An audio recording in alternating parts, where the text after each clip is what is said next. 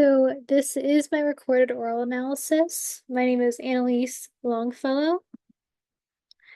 The painting I did was the Abbey in the Oakwood by Caspar David Friedrich. You can find this painting on page 472 of our textbook. So the first thing I notice when I look at this painting is the Abbey. It looks like it's in like a snowy landscape with the snow on the ground. There's no leaves on the trees, and the sky is kind of snowy with dark clouds approaching in the background. If you look closely, you can see the gravestones down here, and then down here are some people, and they look like they're monks. They're in black attire.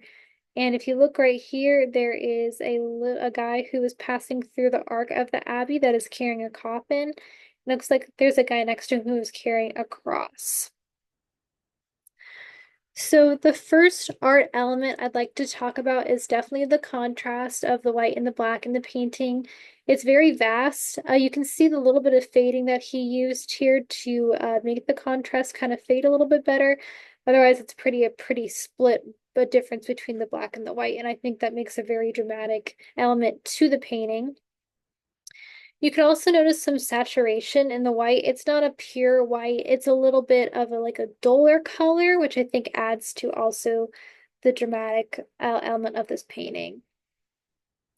The texture, so this is an oil canvas, so you can see his brush strokes here, how they're a little darker there, and they kind of fade in and out here, a little bit more less intense, where also here it fades, I think it's progressively more intense as it keeps going.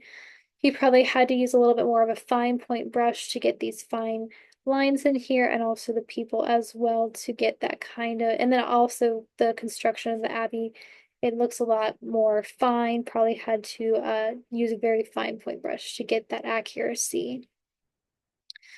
The lines in the painting right here is a pretty vertical structured line, giving organization and structure to the painting, showing the difference between the darkness of the forest in the background, with more trees probably that you can't really see, but you can assume that's a forest with the trees right here, and then the difference with the sky.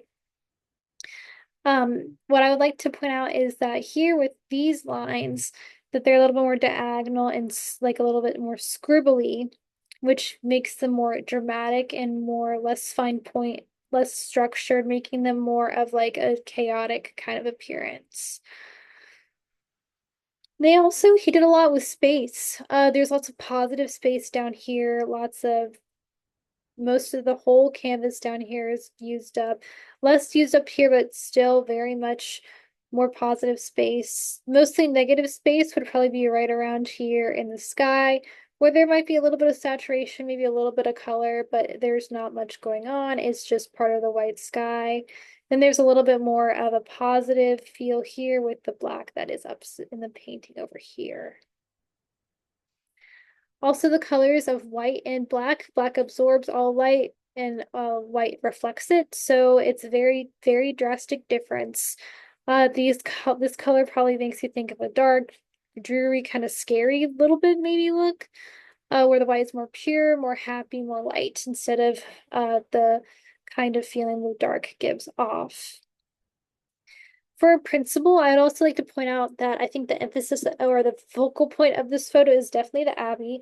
Not only it being what is in like, the painting, like it's in the title of the painting, but it's also the main thing you see. My eyes were attracted to here first, and I feel like that's the biggest emphasis in the painting. Lastly, the shape was 2D, so it was an oil canvas instead of a 3D like sculpture that would be used made out of clay and like a malleable kind of medium. The mythology I'm going to use is probably going to be historical context. So this painting was made in 18th century Germany. It hangs in Berlin, Germany today. Um, and around this time in the 18th century, Napoleon was in power in France, and he was conquesting a lot of different territories in Europe, including Germany, or had his eyes on Germany. And so around Germany and in Germany, a lot of war is happening. And I think that he's expressing the death and the grief and the horribleness of war in this painting. You see the gravestones here, which represent death. The trees are dead. It's dark, it's scary. The monks are carrying a coffin into the archway, which could also be a representation of them carrying on into the afterlife.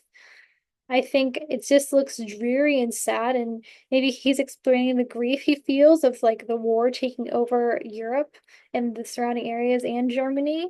This could be showing that more death is to come if we don't stop this war. And I think that Friedrich was just trying to express his upset that the war is happening and how if we don't stop, only more death is to come.